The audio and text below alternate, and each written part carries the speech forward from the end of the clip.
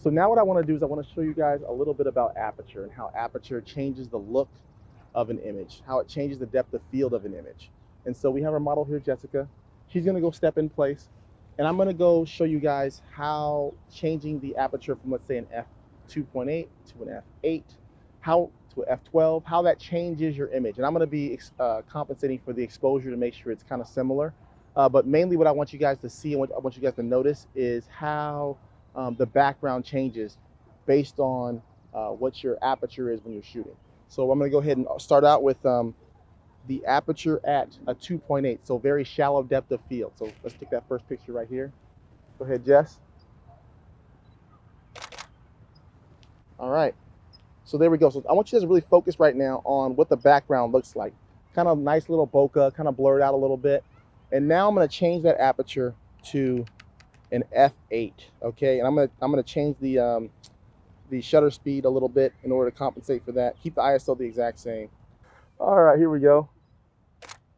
All right, nice. There we go. So now I want you to look at the background right there. And now for the third one, I'm going to show you guys what the aperture at an f20 and what the image is going to look like. Okay, so I'm going to have to be pretty still with my hands here in order to make sure. Actually, I'm going to bump the ISO up just a little bit. And the ISO is going to bring up the brightness, right? It increases the sensitivity of the sensor, so it makes sure the image is a little bit brighter. But mainly, I want you guys to look at the background. That's what this is all about. This is the background. So f20, the shutter speed is about at 1/25 a second. Actually, let's go about 1/100th. Here we go. But just make sure you're focusing on the aperture. It's at f20 right now. So now I'm going to put these three images side by side, and I want you to pay attention to how the background looks, right? So you see that f2.8? What that does is it's going to make you draw your attention to Jessica, because the background is so blurry. It pushes your attention to what's in focus. And the f2.8 lenses, in a lot of cases, those are your more expensive lenses. Now you can see why they're in such high demand, because that's what people are really trying to get. They're trying to bring that attention. They're trying to, make those creamy backgrounds. They're trying to make that more filmic, cinematic look.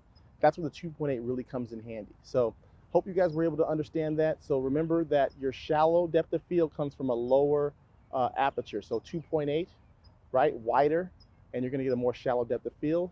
And as the number increases to, let's say, a f8, f16, f20, it's going to be more is going to be in focus, and you're going to have a wider focal length, or sorry, not focal length, but you're going to have a wider depth of field, right? So more is going to be in focus as you get a higher aperture, but a smaller hole, so it's going to be less light coming in. Okay, so I hope that helped out, and let's move on.